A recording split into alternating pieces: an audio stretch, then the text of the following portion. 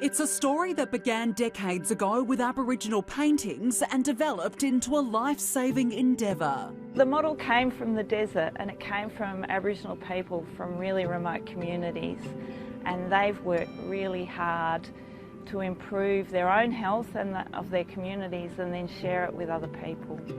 30 years ago, the Pintupi people began leaving their country and families to seek treatment for end-stage renal failure. A long way from home, they were lonely, so they decided to do something about it. People from the Western Desert were desperately worried about their family members who were having to move to Alice for dialysis. And so they said, well, why can't we have a dialysis machine ourselves and then we can get people home? At the time, there was no dialysis out bush. And so when they went and asked the politicians told them they were dreaming and to bugger off. And so they got together and they painted some magnificent paintings. They had help from the Art Gallery of New South Wales. Roy and HG were the auctioneers. The auction raised over $1 million. The money started an Aboriginal corporation now called Purple House, offering remote dialysis, social support and aged care services. Purple House is really important. It's a grassroots-driven organisation. It's driven by the Aboriginal people themselves, and it's in a bid to bring families back together again. One of the artists is now the chairman. It's been going on for a long time. It's good. It's grown up from little thing to big thing.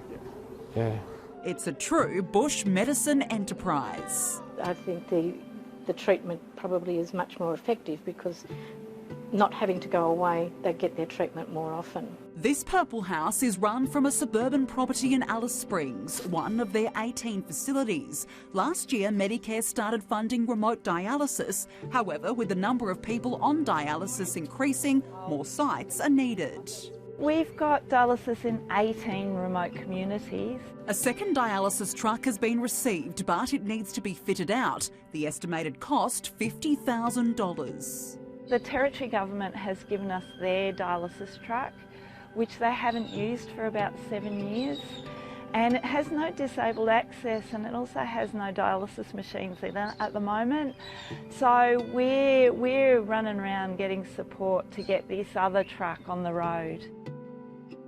Meanwhile, in Katherine, so what do you have to do? Education is at the forefront in the air. School of the Air is a school for students, so it's for children who live a long way from Alice Springs and in fact who don't live in towns. So if they don't have access to another school, then they join in with School of the Air. So they're actually doing their school in their own home. They stay at home and we sort of come to them through the satellite. Katherine's School of the Air is a distance education school, one of the 3 in the Northern Territory. The school broadcasts to children in isolated communities through an 800,000 square kilometre virtual classroom. It means that families don't get split up, that the children can stay at home and be many, many miles from any township really, and still have their schooling and having top-class teachers teaching them. And it's been going since 1951.